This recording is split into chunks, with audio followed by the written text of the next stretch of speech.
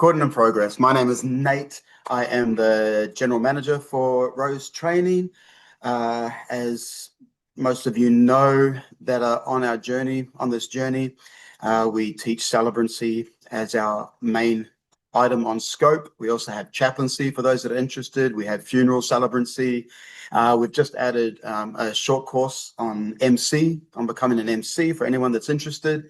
It's just a $198 course, but it's quite thorough and quite important actually, because as you'll discover, well, actually something interesting. I went to a conference the other week, talked to a lot of celebrants, and the number of celebrants, I would say 80% of the cards that I collected from celebrants had celebrant and MC written as their title. So that's actually becoming quite a little bit of a good breadwinner for celebrants to add on top of their ceremony presentations. You know, they're already there at the wedding. Why not just go on to the reception, guide the wedding reception and have a few drinks at the same time, maybe a nice meal. So that's something to think about as well. I'll just let you know, we've got a couple of specials from our friends in the industry, one being the Celebrant Society. Now, next month, our webinar will be presented by our friends at the Celebrant Society, by Gaza, the CEO, and they're an association. You may have been with us at the start of the year when Easy Weddings presented a webinar. Celebrant Society are similar in that respect in what they do, but they'll be presenting to us, and they have a conference coming up in Melbourne on May 25th and 26th.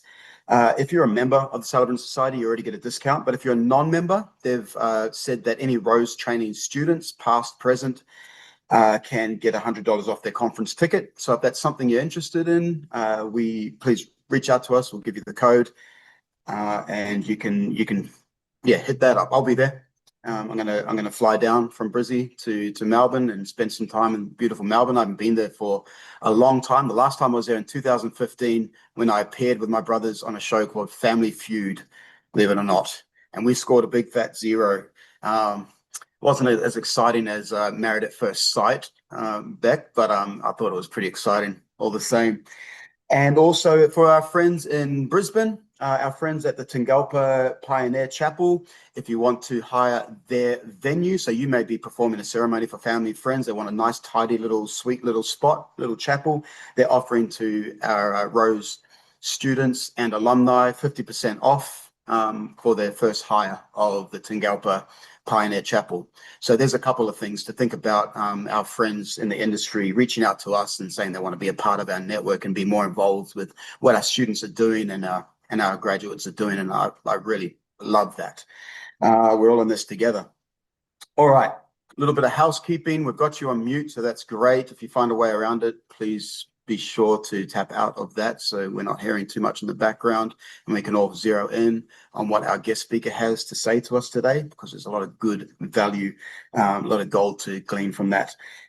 And also, just to be aware, we have had some incidences in the past. We don't want any awkward moments.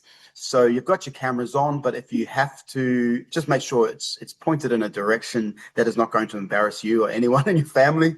We have had it before. We have seen a little bit too much in the past, and I don't need to say any more than that. I think maybe a camera pointed in the wrong direction, the toilet down the hall, for example, or someone getting changed.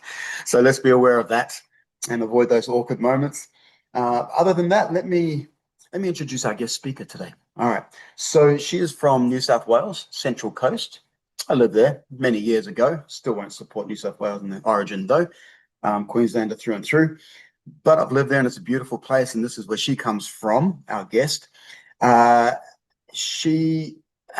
listen to her and you'll hear her today, you would think she's been a celebrant all her life, but that would be silly because babies can't be celebrants. But she did become a celebrant a few years ago and has really grown exponentially in a very short amount of time. And so that excited us more than anything. We wanted to hear how she did it and what knowledge she could impart to our students and our recent graduates, and even those that have become our celebrants and have been in a celebrant for a little while. There is still something to learn and gain from this. But before that, she was 15 years in journalism and communication. And she decided, I believe, when did she tell me? 2017.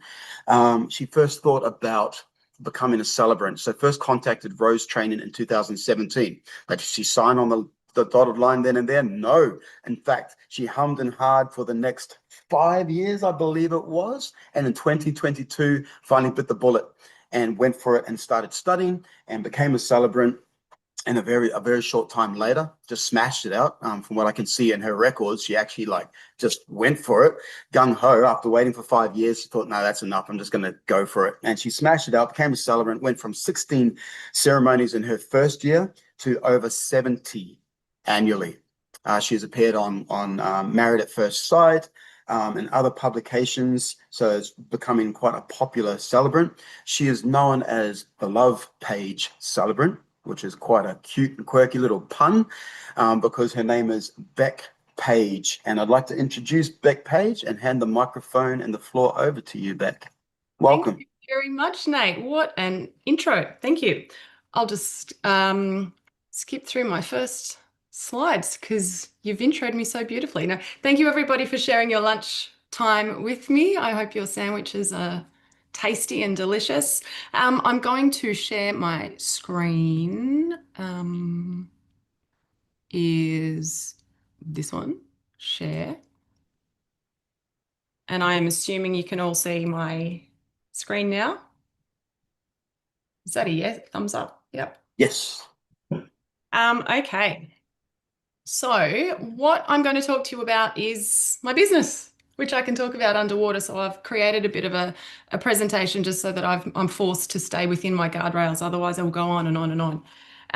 Now, what I've learned building a business as a marriage celebrant, I've got a beautiful quote that I'm sure most, if not all of you, would be very familiar with. That is Dr. Seuss. Today you are you, that is truer than true. There's no one alive who is youer than you. And this is something I want everyone in the industry to really lean into because there are a lot of celebrants. And when you start training, you might start hearing, oh, but we've already got so many celebrants in this area, or oh yeah, everyone's a celebrant. That's true. Not everyone's a celebrant. There are a lot of celebrants, but not all of them are the right celebrants for the couples who are looking. And I do believe there's a celebrant for every couple who is the perfect match. Um, and that could be you for the right person. So when people start, they also start looking at other celebrants' websites, looking at what people are doing, and that's fair to start doing your market research. But I think that one of the most important things to do is think about what it is that you bring. So I'm planting that seed for now. Um, who I was before I became a celebrant. Everybody's somebody before they're a celebrant. For me, I had a journalism background. I started as a newspaper cadet in the country and I worked my way up I worked in print TV for a little while and ended up working in corporate, which was wonderful. And I did enjoy it, but really, to be very honest, with all due respect to all of my past employees, I was bored. I'd never been paid so well, but I was bored. A little bit like Mr. Incredible there. That's kind of what that felt like. So I started thinking I really have always loved storytelling. Every job I've ever had has had storytelling somewhere in it as a part of the bit that really lit me up. And the more corporate my roles started to get, the less storytelling there was. So the seed was planted 2017. I was getting ready to go on my first maternity leave. Australia was getting ready to vote for same-sex marriage. And my beautiful neighbours, who I spent a lot of time with hanging out the front, drinking wine, not when I was pregnant, obviously, said they wanted to get married. And we were talking about, wouldn't it be awesome if I could marry them? And they said, yeah, you'd be so good at that. And then isn't this wonderful? So we had this big, great, wonderful idea. But then I didn't quite realize what was in front of me. My son is a very curious, very active little boy. I have no idea where he gets it from. That maternity leave, there he is climbing a fence. He's now 8 years old. He's in year 3. He's still just as active and full on. If anyone's a parent of an active boy, you would know what I'm talking about. But it was just too much. So I went back to the corporate world and I attended my neighbour's wedding as a guest. Those emails that I started inquiring with Rose, as Nate mentioned, in 2017, and I have this really long email thread. I go back into my emails and you can see just checking in, just seeing if those courses are still available. Have the prices changed? What are the requirements? That went on for years. So that seed was always niggling in the back of my head. I just didn't quite believe in myself. The timing was never quite right. One of the big things that really held me back, I think, was that I didn't think being a celebrant was a real job. I thought it was like a cute side hustle. It was something people maybe did in retirement every now and then. I worked with a girl who did ceremonies every now and then. They were about $800, and I saw how much work she put into them because she was doing it at her paid corporate job. And I did the maths and I thought, okay, to pay my mortgage, to pay the bills, life, I can't do that. It's just not going to stack up. So that's all I really knew of it. I knew that it was old fuddy-duddies or people having a little bit of fun, but it would not be worth the effort, really. So I sort of put it on the back burner. The emails kept going with Rose training, but I'm sure plenty of people in their jobs have felt like this, particularly if you've ever been in an office, in a corporate job. I felt very square peg, round hole. Something had to change for me. So eventually, while my kids were in school, my two kids, sorry, by that stage were in preschool. I was working full time and I finally bit the bullet. I thought, you know what, stuff it. It's learning. It's always good to learn. I'm always a believer in learning something new. If you don't learn, then you don't know. I might start the course and really hate it. At least I gave it a go. But I started that course with the lovely Jean in the picture here. And straight away, I thought, no, I can see this. All of a sudden, all of those light bulbs started turning on in my mind. And I thought, no, there's something here for me. Like it ticked all of those skills that I'd had in all of those previous roles, but in a way that combined all of that into a place where I could be really happy and really enjoy it. And I could see myself turning it into something. So I did that course. I did do it quite quickly. I did, once I had made up my mind, I'm like, all right, head down, bum up. The kids, dad can deal with the kids. I am in here getting this certificate and churning through it. While I was going through that process, though, I had a lot of thoughts and a lot of emotions. And this is something that I'm sure will resonate with a lot of people. So I felt very inspired to start with, really, really excited. And then I started to get a little bit scared. And then I started to think, oh, no, I couldn't really do that. I feel really silly because it's like I'm trying to be somebody that I'm not. Who do I think I am? I'm a girl who sits behind a computer. Like I talk to people and have fun on the weekends, but this isn't really for me. And I felt very, very nervous. And I think I was nervous because of the imposter syndrome type of thing.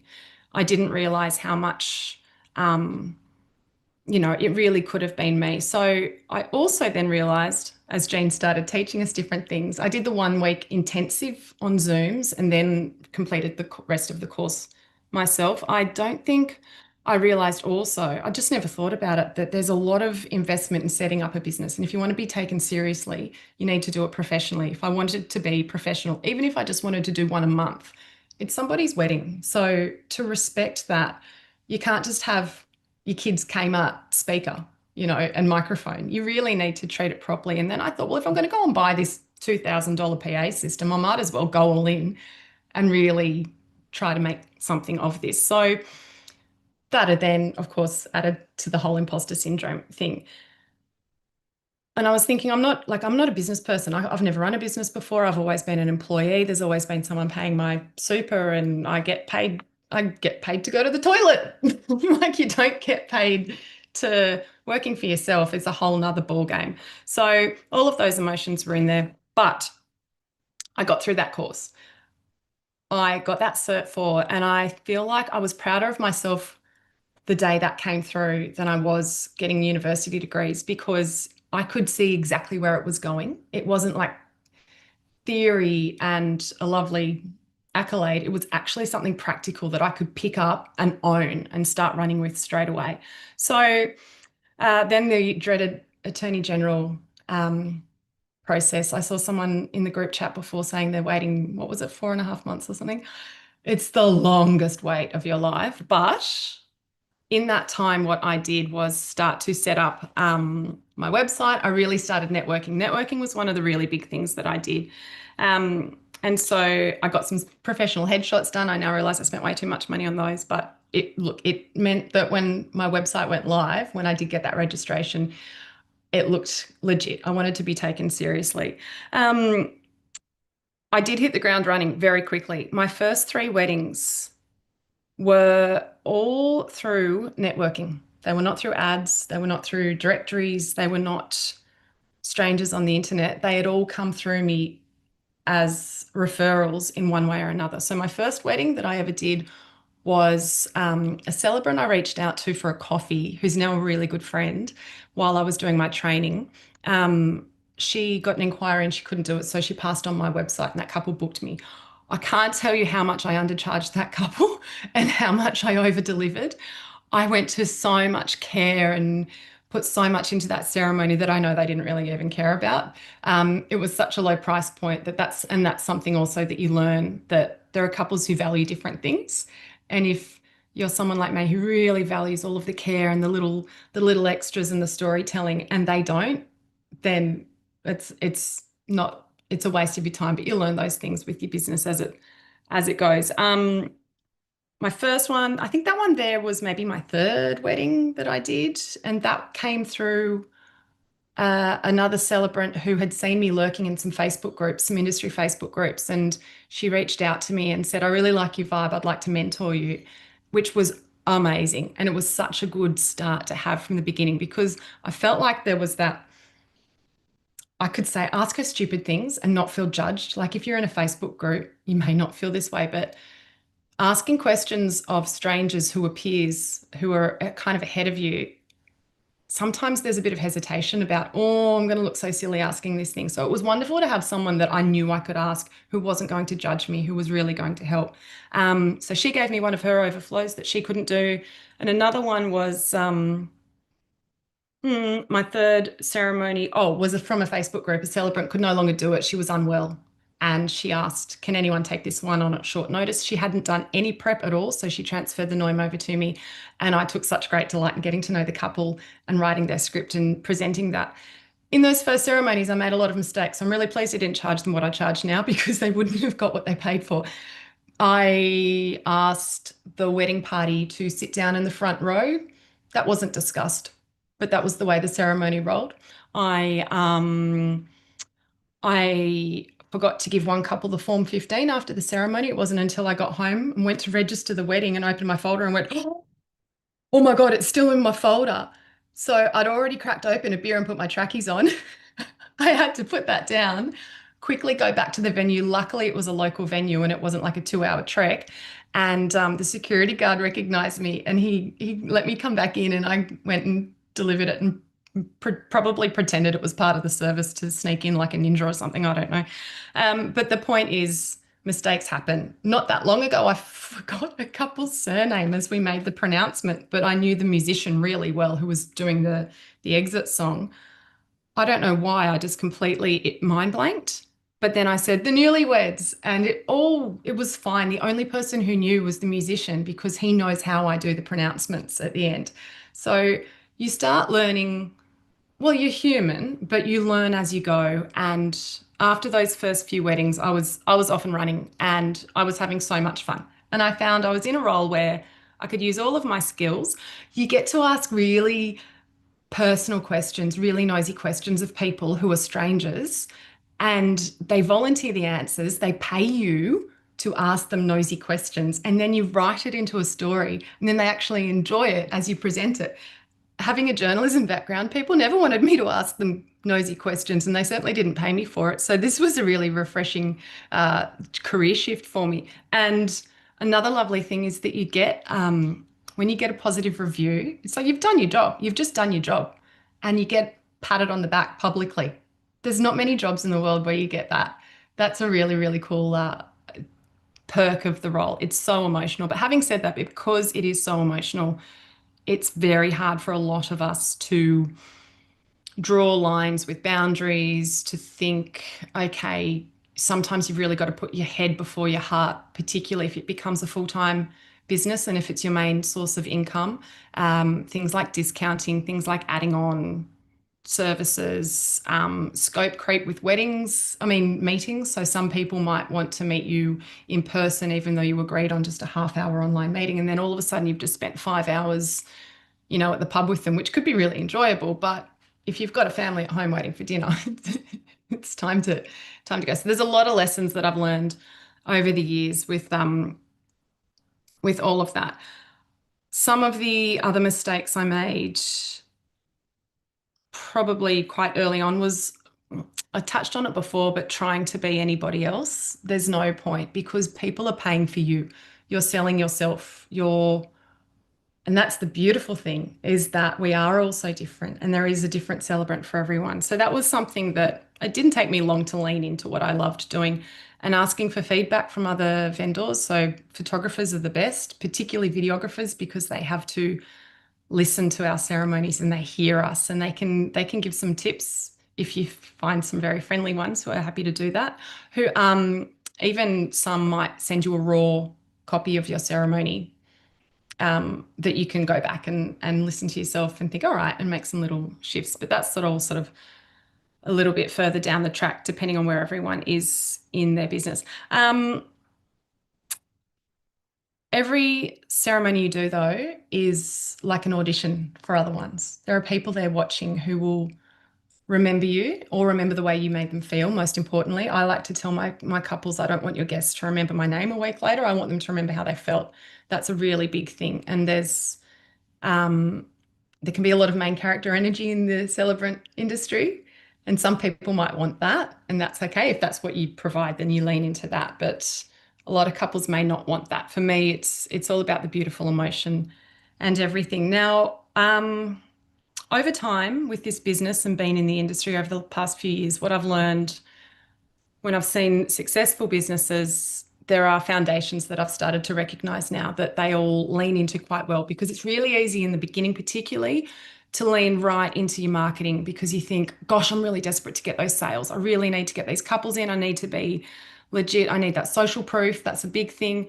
But if you lean into who you are and who your couples are first, that can help position you and give you that great foundation, that great sort of platform to start from. And then it's where they find you, how you connect with them, what it is you deliver, not just a ceremony, but what sets you apart. If you go out there saying, I love love, you are in a sea of thousands. If you go out there saying, I'm a modern, fun celebrant who wants to personalize it for you, even though I probably say that a fair bit, but that's all of us these days, unless you're a religious celebrant. We all want to make it lovely, heartfelt, meaningful, all of those things. That, like, you land a client and then you've got them for 6 months or 12 months and that pays the bills. It's multiple clients constantly. So that's a big thing on the business, and that's a big thing on running your business properly can stop the burnout.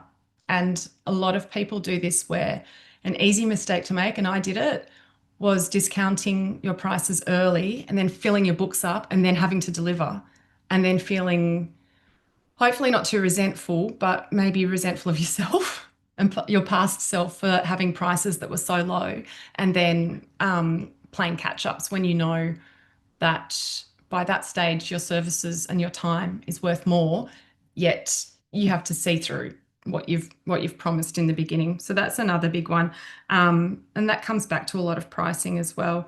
So I think a lot of celebrants, as I just said before, new ones will focus on that visibility piece, marketing, even ceremony writing. It's all important, but you need to be mindful of your balance between all of those different things if you want to make it, sustainable as well as successful. And then what couples want, what they really, really want. uh, Someone who feels right. They're not all price shopping. They all don't start with who's the cheapest celebrant. They want someone who they can trust, who will understand them and what it is that they want in a ceremony. If they're purely going in based on the lowest price, then they probably don't have expectations on what else they want. They probably don't have a lot of values in place for the style or the type of ceremony or service that you're going to deliver. So I think it's really important to be thinking from the beginning, when I go out there and I go and try and find these couples, what can I offer that no other celebrant can offer? What is it that they want? And if I'm not the celebrant for them, that's also okay. That's a really tricky one in the beginning when you're really hungry for those early bookings. Sometimes um, being too desperate is obviously to your detriment, and that doesn't work. So, with all of that, my top tips are you are definitely worth it because everybody has a story of who they are behind the celebrant. And that is your point of difference. That's what makes you you. And that's why you are absolutely worth more than the minimum price for the right couple. And how do you get that couple? You find your community, network, network, network, find people around you. Um, it takes it takes time in the beginning and it can feel really frustrating. But my last point there of be patient is it's really hard in the beginning. And then you finally get the booking and then you've got to wait 6, 12, 18 months for the wedding to even come around. So there's all of that sort of that excitement and then you've got to sit around. So there's a lot of patience that's required, particularly in the very beginning. But it the momentum builds faster than you realize once it gets cracking. And if you're doing everything properly, thinking about all of those different elements of the business, it's slow at the start, but it builds very quickly. And finding your community and network means you're in. Like I've got celebrants who are some of my absolute best friends. They are no longer they're not just colleagues and they're certainly not competitors. And if you go into it thinking that you're in a competitive industry rather than a community, um, that can really shift your mindset in how you start. And that's also why, like that awesome celebrant who reached out to me early in the game, who offered to mentor me, really helped so much. And being able to do that as well now and mentor some new celebrants has been really wonderful because you can see just those little shifts. Like if someone had have just said, in the very early days when I was really overthinking everything. No, no, just focus on these three things here. It's okay. This is normal to be worried about that, but just focus on these three things and then these other things will unravel or, all of those little shifts and little bits of pieces. We've all been there before. Celebrants are really, really lovely people. If I do say so myself, it's just in the nature of who we are. We want to connect and we want to share. We want to celebrate. We want to feel all of those lovely feelings. We want to party, whatever it is we want to do. It's all lovely. And so that means if you lean into that community, then you receive that back as well. So I've come back to the cat in the hat. This is my main point today. So today you are you that is truer than true. So lean into the you that you will be for your celebrant business and it will be successful, I hope. And if you're worried about it not being successful, ask me for help. Oh, thank you so much, Bec. What a wonderful presentation, and I'm sure there's a lot of questions that people have. So if you do have questions, write them you'll see at the bottom right of your screen, there's a button, there's like a circle with 3 dots, and underneath it has the word more, M-O-R-E. Please click on that. That's the Q&A button, and write your questions in there. We'll try to get to as many as we can. Yeah, so any questions you've got for Bec, please write them in there. But let me ask you, Bec, how do you, because you've got quite I feel like you've got quite a strong personality and we've all got different types of personalities. How do you balance professionalism with personality to make, without making the ceremony about you? Oh yeah, it's a good one because I think do you know what though? I think I started off being too professional and I wasn't leaning enough into my personality. And then I Yeah, realized my best ceremonies and the best feedback I got, not just from couples, because most couples will tell you that was the best because it was their wedding. Of course, they're going to be really feeling amazing emotions.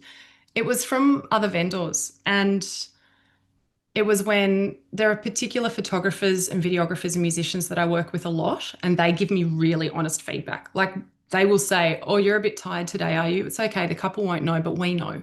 Or they can tell even from the way I'm breathing or the way I pause or pronounce different words, like, "Oh, a bit tired with the kids up last night." And they'll say, "It's okay. The kids don't know because you are professional." I mean, the kids, the kids are the cause. Um, clients. Yeah, yeah. the I couple would gotcha. But because they know the other vendors know me so well, um, when I do get the positive feedback from them, I then reflect and think, oh, I didn't even feel like I was working. I just felt like I was so well prepared with the script and I was absolutely myself. And that's when you come into yourself so well. And that comes right back to that you are the new thing. It's yeah. Gotcha. Yeah. So knowing yourself is really important, I believe. And it's the same with, MCing or anything. I'm a performer and I perform on stage and I don't, when people watch me and my wife will tell me she performs in the band with me, I'm a really dorky dancer. But it's how I feel the music and it's how I display myself. You just have to watch something like, watch Midnight Oil or something like that sort of thing. Real dorky dancer. But that's what attracts people is their personality being displayed and saying, this is who I am. Now, when you sell yourself to so I'm just backing you up what you're saying there, Beck. When you sell yourself in the first place, in the first instance to a couple to get the gig, you should be as natural and as real and as authentic as possible, right? And so they're already buying the personality that they are attracted to. They might be looking at 3, 4, 5 different celebrants before they land on one, and they're like, I like this person. And so you take that into your wedding, sure. Yeah, absolutely. But of course, not making it about you. It's not your spotlight. Yes, No, you're it's there about to guide. connecting with the couple. And I believe it's about connecting with them and then um, elevating them and making them feel like they're really in the spotlight and in the way that works for them. A lot of couples will say Mm. we don't like being in the spotlight, but making them feel really proud of themselves and making their friends and family feel that too. Yep, And if yep. you're putting too much of yourself into it, it's not about you at all. Like it's really fun to, yeah, it's fun to get dressed up and it's fun to stand there with a microphone, but it's not about you. You are just the narrator. You are the person who is steering the ship. You're the captain. You are not, it's not about you at all. Mm. And yeah, I think that's something to be mindful of as well, because, and again, I get that sort of industry feedback and chats from people who Yeah. photographers and videographers who will say, oh my gosh, I had that celebrant the other day. She spends the first 5 minutes talking about herself. And I'm like, why would she do that? I don't understand. Yeah. I went to a wedding no, not the other day, a couple months ago, where that was what it was. They chatted away about themselves, about what happened with their family, about this and that, and then they try to make a connection between their own life and this couple's life, and I'm like, that's not. Yeah, you're doing it wrong, brother. Not, not Yeah, on, not not on. on, not on at all. I voice up now, as Becky's saying, it is not about you, the celebrant. Oh my Yeah. goodness, how embarrassing that someone would tell their own story. Mm. So if you didn't recognize that voice, people, that's Jean. Jean's joined us. Hey, Running Jean Cook late, is our. sorry. I was doing simulated phone calls. It's all right. What do you Jean, say when they want to get married in 3 months, everyone, in 3 weeks? Have Jean is our, a for look those at the that don't know, those guidelines. who are new, those who are just looking into becoming a celebrant that aren't aware, Jean is our wonderful head of Celebrancy. She is the pleasant voice on the end of the phone that you speak to. If it's not Mark, it's usually her or Mark that you speak to. If not me, if I have to jump in for some reason. But Jean is our big problem solver and is the one that knows it all. She's my I'm the mentor fire as warden. I put out all the fire bushfires. warden. Yes, yes, and I consider her my mentor as a celebrant. Yeah, so we've got a few questions coming through. We might start getting into them. Why not? Um, so Melanie says, thank you so much. Can you give us some tips on the questions you ask to create the story about the couple, or just some example questions? So that's from Melanie. Absolutely. That's a really fun one. The nosy questions we get paid to ask. Mm, Um, every celebrant's a little bit different, and you'll know what your script style will be as you do more of them. And I tinker and change mine often.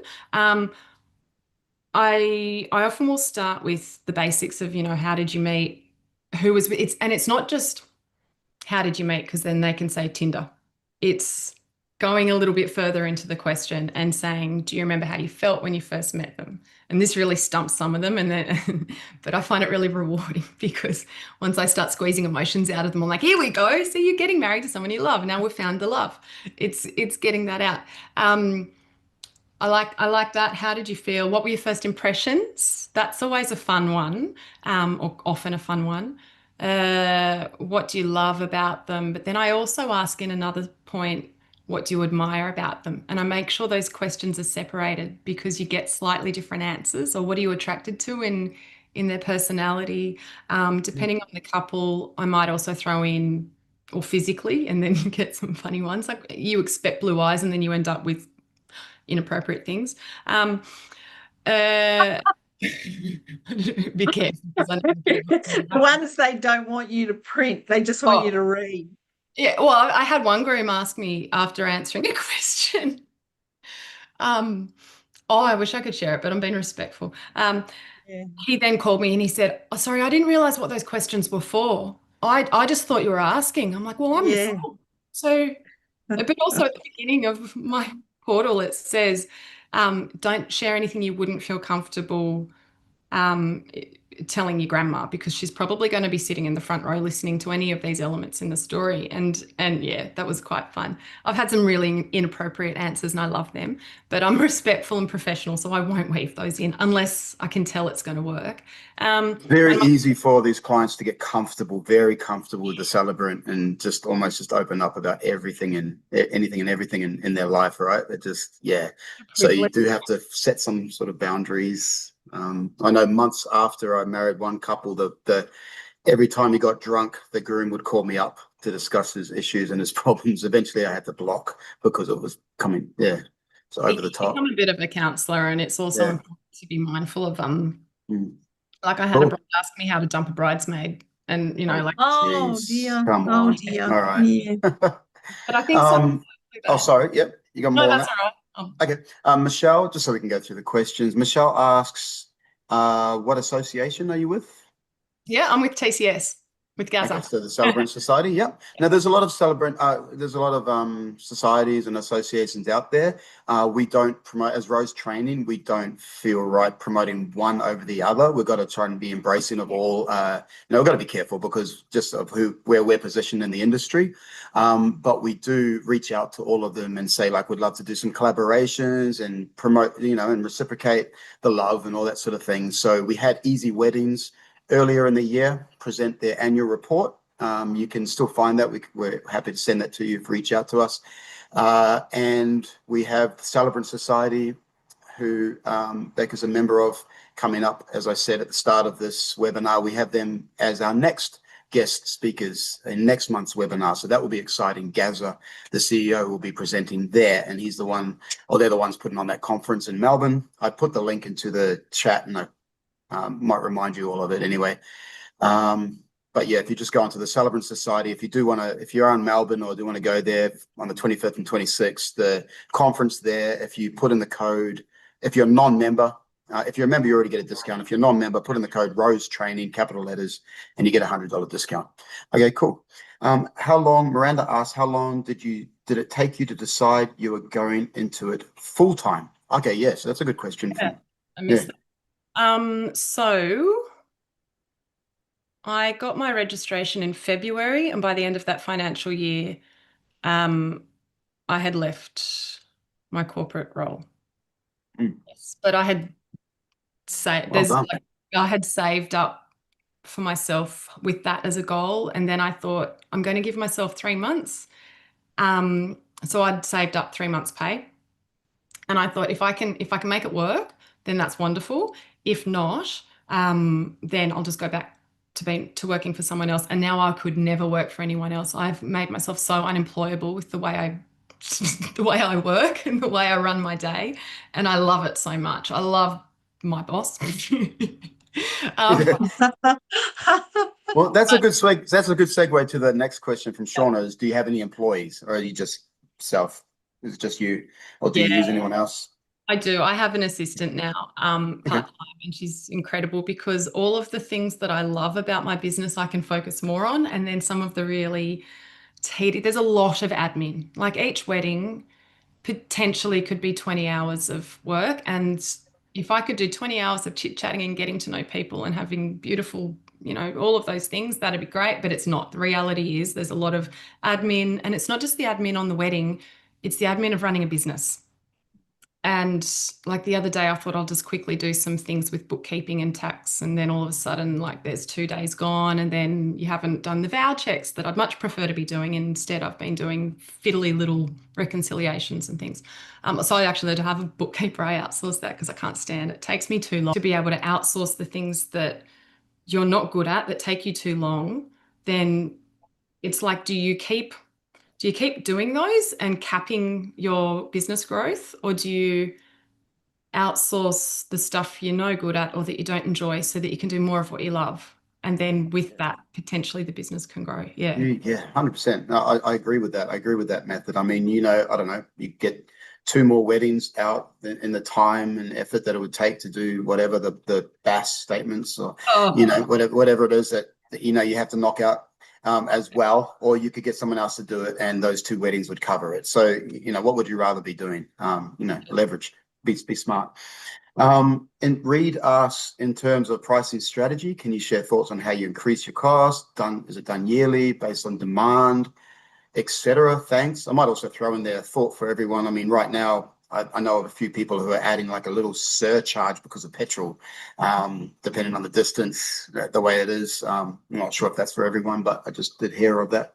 But yeah, what's your thoughts on yeah. that, I Bec? feel like if you're having to add a surcharge now, it means you weren't charging enough to start with, to be really bold. Absolutely, Bec. Good. Yeah. Yeah. I think with pricing, there's a few ways of looking at it. It's the easy way is that we look at what the competitors are doing and what the market's doing. Having said that, not everybody puts their prices on their website. Not everybody updates them. I know a wonderful celebrant within my community who has had their prices on their website for the past 6 or 7 years. And I know that's not what they charge anymore. I know that they charge double that. So when you look at websites, just be mindful of that, but also mindful of what style of celebrant they are. They may not have some amazing skill or talent that you can offer your perfect couples. And I think you might be new. Even if you're new and you don't have experience as a celebrant, you have a personality that people want, and you have the skills likely from other areas of your life. And it could be life skills from workplaces, from social situations that really can translate into the type of celebrant you're going to be. And that's what you should be charging, not just based on market rates. In terms of increasing prices, at a minimum, I recommend, if you feel a bit of friction about your prices and you'd like to be earning a little bit more, at a minimum, like 2.5% increase a year, thinking about what CPI increases are. And at least, like, everyone's life's really expensive at the moment. And just because of that, I don't think that means we should keep our prices low. Like, we have to pay for petrol, we have to pay internet, and all the things everyone has to pay more for now, we're not immune to, just because we work in a beautiful emotional business. It's life. We have to increase that. And I'm quite passionate on, like, when you start at you're competing with discounted prices, it's actually bringing the industry down. And if you're taking yourself very seriously and you want to be professional, then I think it's good to start. Like, don't start at the top. That's just a bit cocky. But as reasonable as it can be, and you'd be surprised that the value you add to somebody's day can absolutely be worth it. And then if they are genuinely just price shopping, then they get what they pay for, and you can offer legals only, and you can still have a beautiful, cheap ceremony. But yeah, I do think you get what you pay for, and we need to be mindful of only delivering on what we've been paid for as well. Right. Yeah, and I hope that answers a question that's a couple ahead from Miranda, which is how much is a fair amount to charge as a new celebrant. I believe it's really hard there's no absolute on that one. You do really have to understand what Bec was saying there.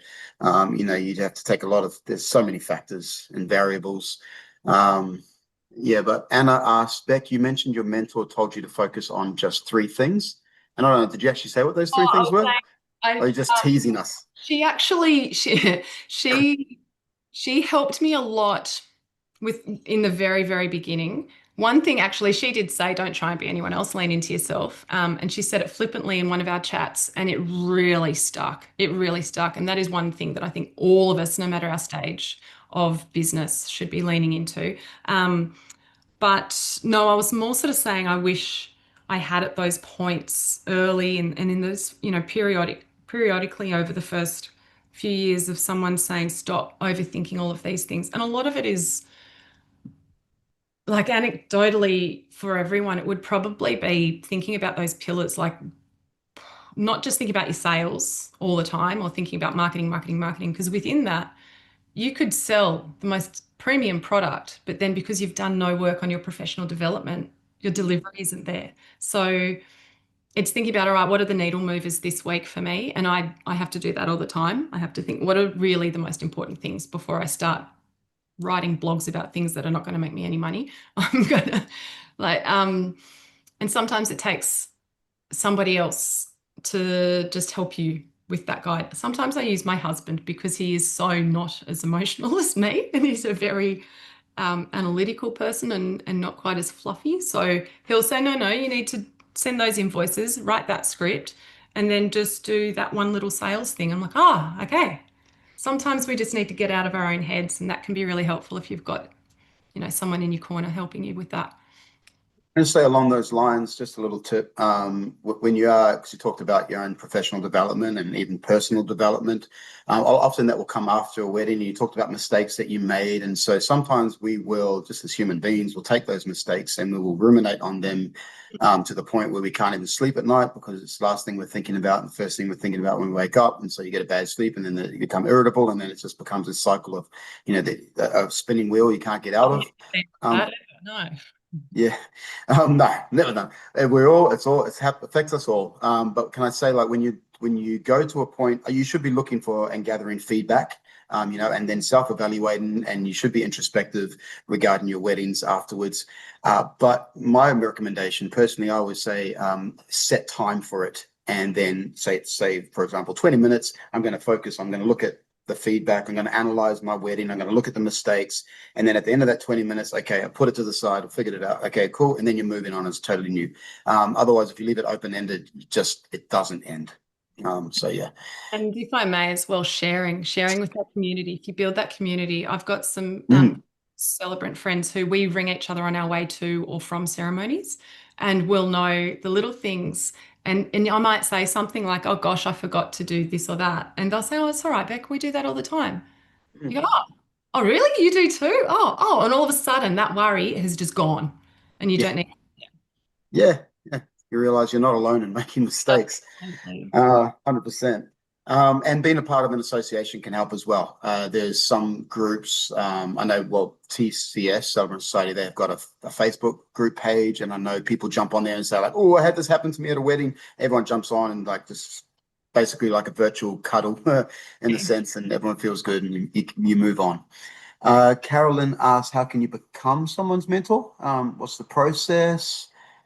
Has anyone got anything for that? An answer to that, Jean? If Bec doesn't, has anyone been a mentor before? Like I've been a mentor to a few people, not so much in celebrancy, but in other areas of life. I used to own a fitness RTO training provider, so I qualified personal trainers basically, and so I fell into the spot of being a mentor for so many personal trainers across many years. But it's almost like you're just in that spot and someone approaches you.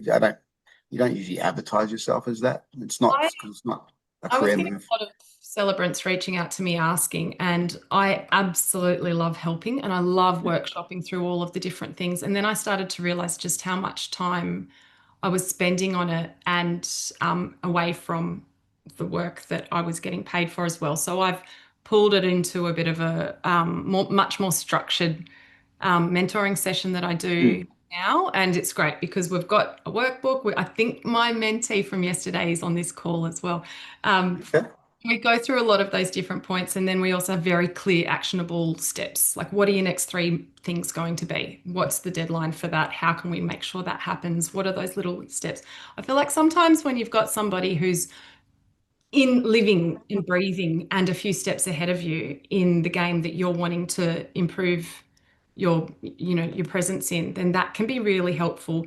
Sometimes when you've got people who are so far ahead, like in coaching or, big, broad business coaching types of situations, it might not be quite as relatable. So I find it really helpful.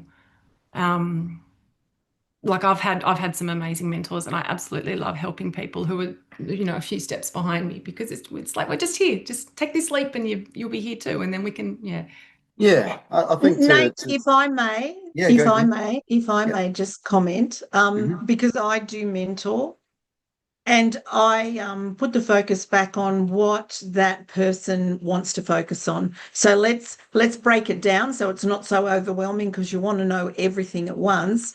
So let's break down what and perhaps what Bec was saying before as well. What's the next step? What do you need to know? Where are you up to? What's coming next that you need to do? So let's break it down into perhaps 6 little slots. And let's focus for half an hour to an hour on 6 different things that you want to focus on.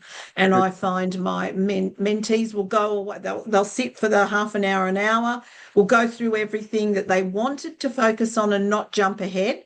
And then, you know, we schedule to meet at another time for the next step in the journey. So it's, yeah, Fantastic. it's focused and it's targeted for what they want to know.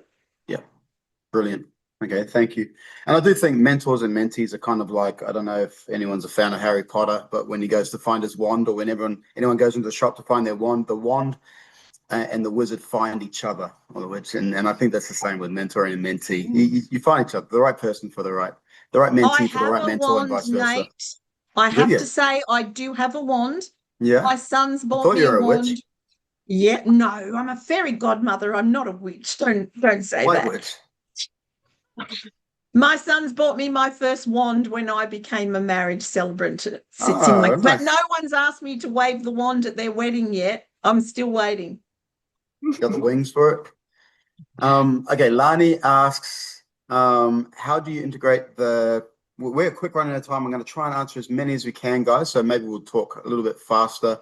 How do you integrate the PA system and tech with you as a celebrant? 2 different parts of the brain. How do you be creative if you are not tech? So I think so the idea behind that question basically is like, if you know nothing about it. Well, look, if I can help answer that, there's a learning curve to everything, Lani, honestly. So just grab the instruction manual, talk to someone that does know how to use it. Just realize that there are only a couple of things that you really need to know when it comes to your PA system. That's how to turn it on, how to get the right volume, and how to worry about a couple of settings, which is to worry about the tonal quality. So treble and bass and mid. Those are the 3 main settings. I'm speaking as someone that sings as a front man. So, those are the 3 main settings that you kind of worry about, because they affect the tonal quality of your voice. So if you've got a high voice, you wouldn't have the treble up too high. You'd have that down a little below. If you've got a bass your voice, you'd want to make sure that the treble was up a little bit.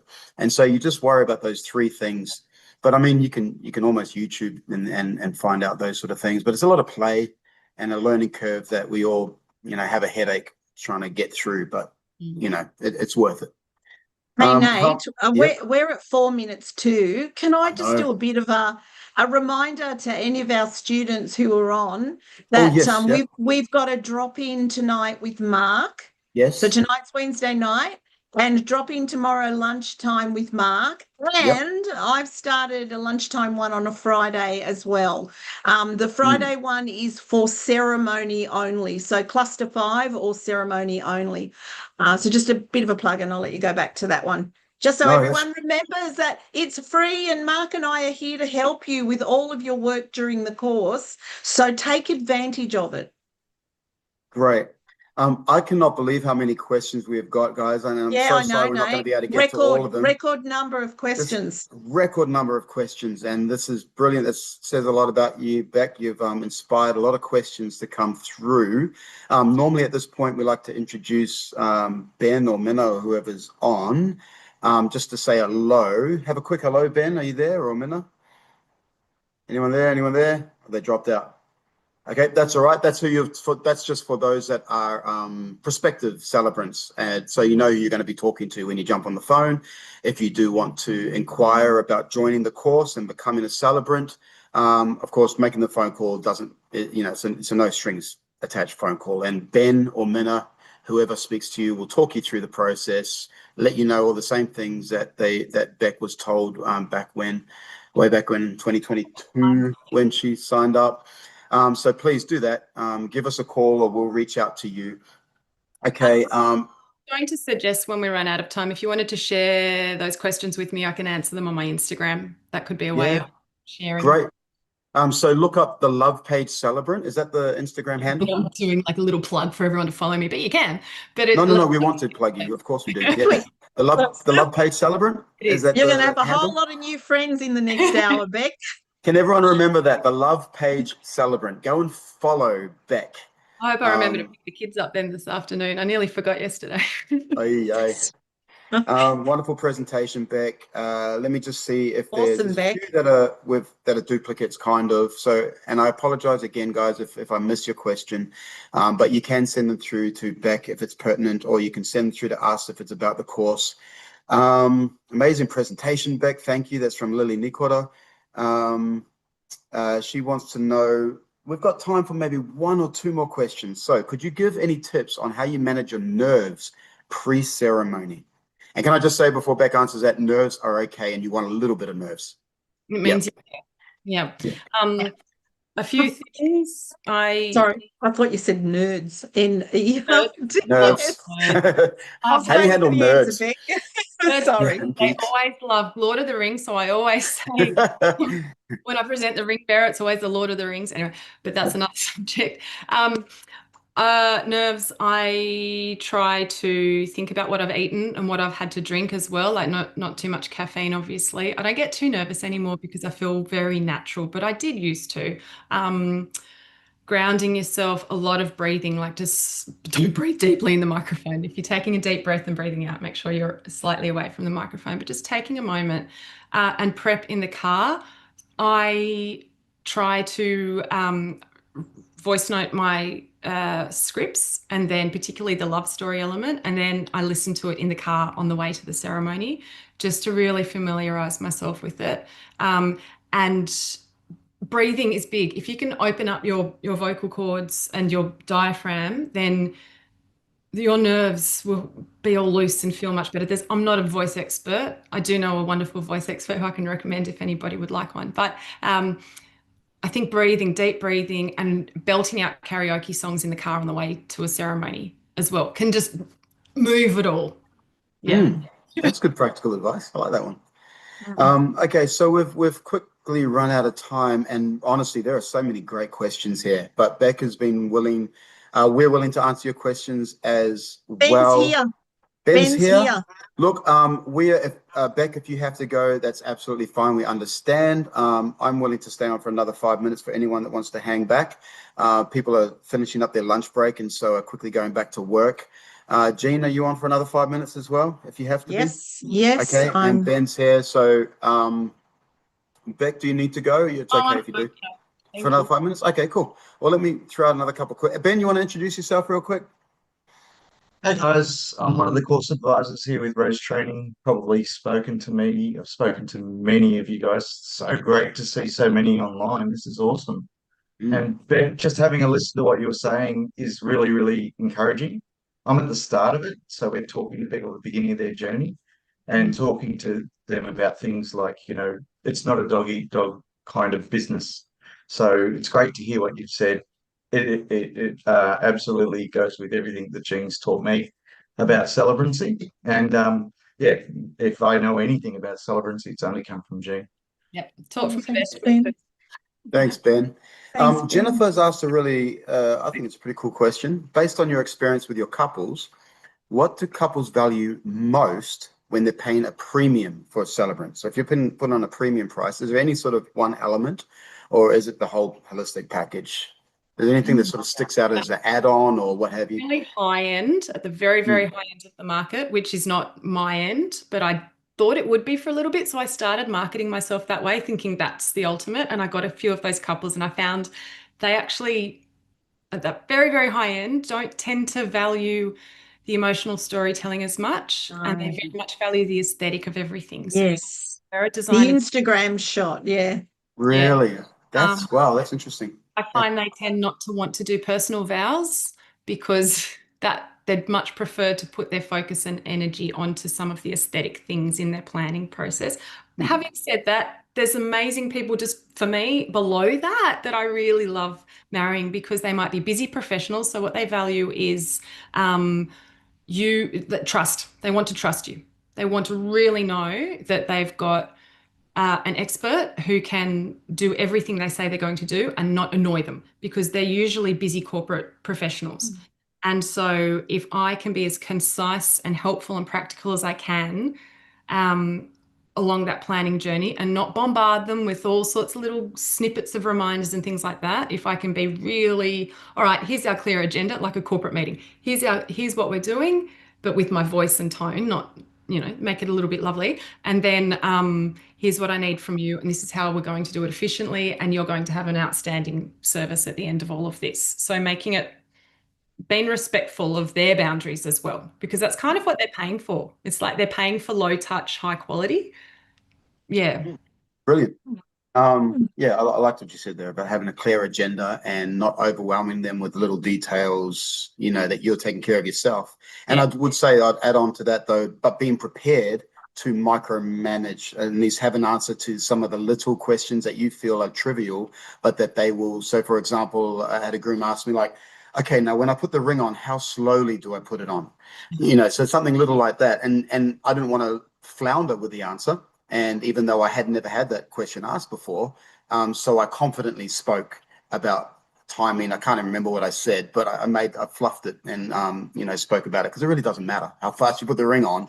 And so I said it in a way that sounded like I was confident with the answer. So you've got to be prepared for doing a little bit of micromanagement, where to stand exactly and that sort of stuff. And internally you're thinking, what an absolute joke this answer is. But to them, it's, oh, okay, this is how we do it. And it's because if I do it all the time and sometimes several times a week, then they don't. They only hopefully get married once. So yeah. Well, they're already divorced, that couple, but yes. And granted, the red flag should have been this groom. We went through 4 different pens before he found one that he was comfortable holding. Yeah, that should have been a massive red flag. Then I should have told the bride, run. Spreadsheets are a red flag as well. They tell you in the inquiry that they have lots of spreadsheets. Yeah. Okay, so what are you able, Helen asks, are you able to comment on any particular IT business programs that you find useful for accounting, admin, client management, etc.? So do you have a client management system that you use or just Excel? I use Studio Ninja and I started using it really early and I was really grateful for using that. And now I help my mentees. I've got a Studio Ninja discount for them as well, little plug. But it's no, say that again. Plug it hard. Yeah, Go. no, okay. I've got so you get 50% off your first year of Studio Ninja membership if you use my discount, which I think is Page Ninja, but you'd send me an email if you're ready to sign up and go through that.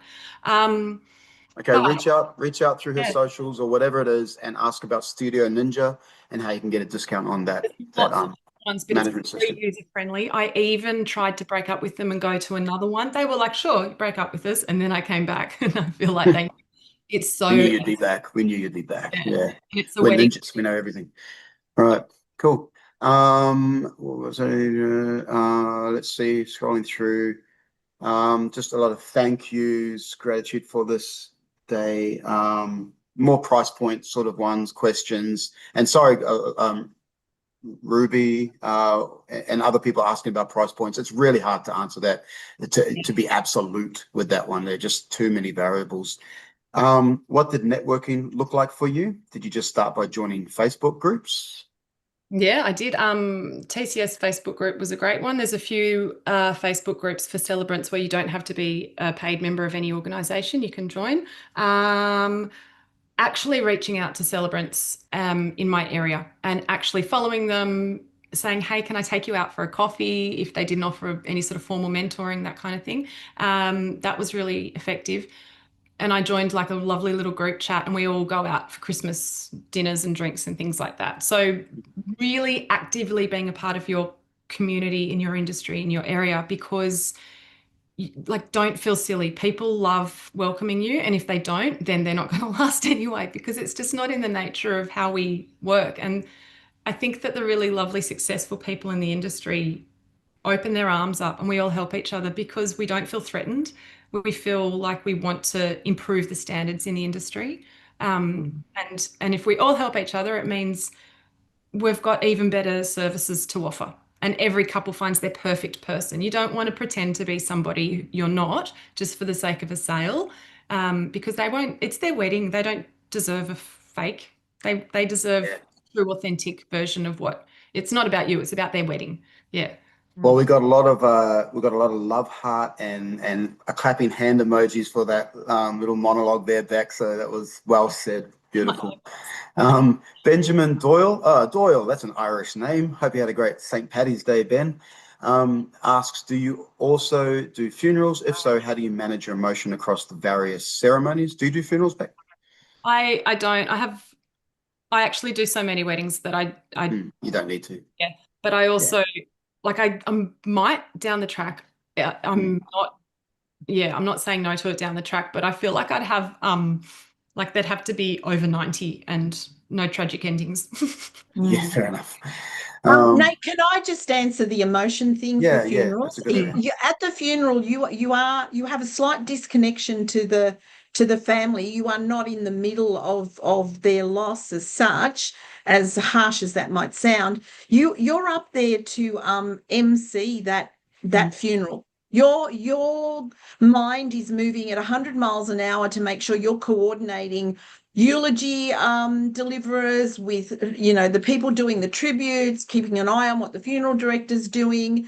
You really don't have a lot of time to be evaluating your own emotions. Like you're trying to keep it all running smoothly, so it keeps you focused.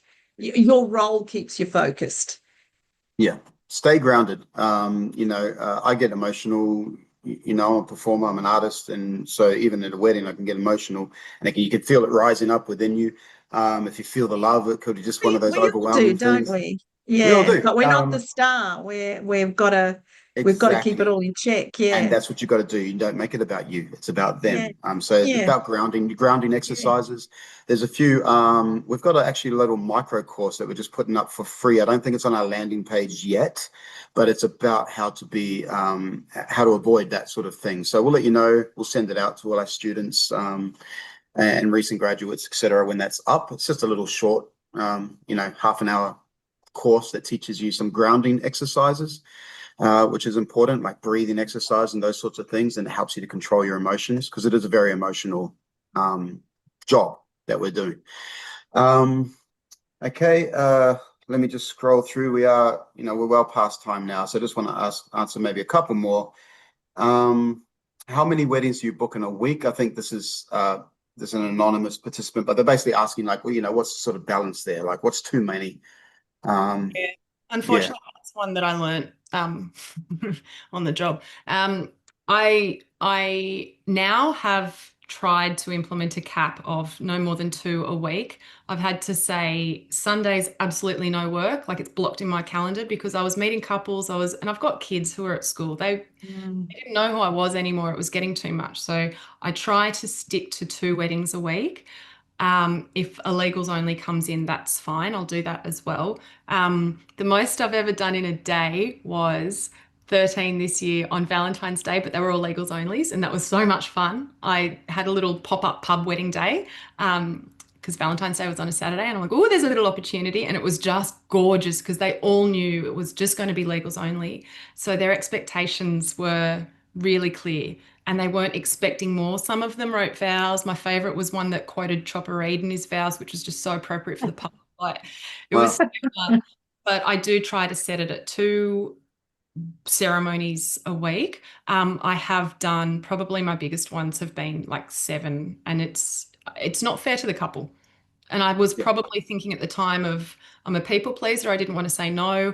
I see that like when I get these inquiries, I'm like, oh, I'd love to marry you. Oh, and I can see the beautiful story and I want to be a part of it. And I see the venue and blah, blah, blah. But I learned that it's not fair because I burn out. It's not fair to me, to my family, or to the couple. So I've had to set those parameters. And that also ties into pricing as well. So if you've priced yourself so low that you need to do that many weddings a week, you need to sort of sit back and have a little think about your structure and how that's working. Yeah. Brilliant answer. Did you say 13? Yeah, it 1 was 3? so fun. Oh my gosh, on Valentine's Day. Valentine's Day is on the 14th. I think you missed an opportunity there to be poetic and do 14. 15 booked, but 2 have where I'm Oh, able. okay. Okay. All right, I'll forgive you. Anyway.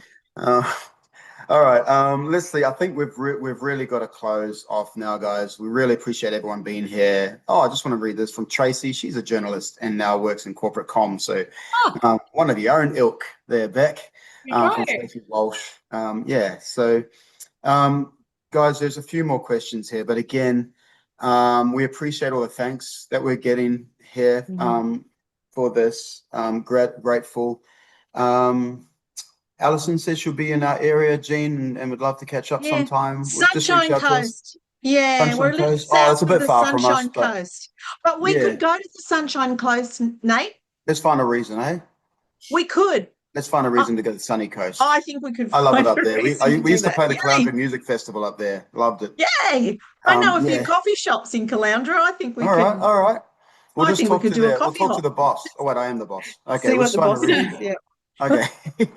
But look, guys, again, if you've got questions that weren't answered today, please reach out to Bec, reach out to us. We're open to it. We have got a few more, like I said, micro courses, short courses coming up that we'll be putting onto the landing page. So look out for that. We'll send out emails. Funeral is already sitting there. If you want to become a funeral celebrant, MC course is going to be up soon. We've got some micro courses that'll be up there for free, just sort of personal, professional development ones. Once again, would love to thank and give a round of applause. So give us some emoji applause, guys. Yay. Thanks. Thanks, Bec. You're awesome. The Love Page Celebrant, the Love Page. Thank you, Jane. Really grateful for all of you students and alumni and celebrants for being with us today. Got any questions about becoming a celebrant, please reach out to us, or you'll hear from us soon anyway. So thanks again, Bec.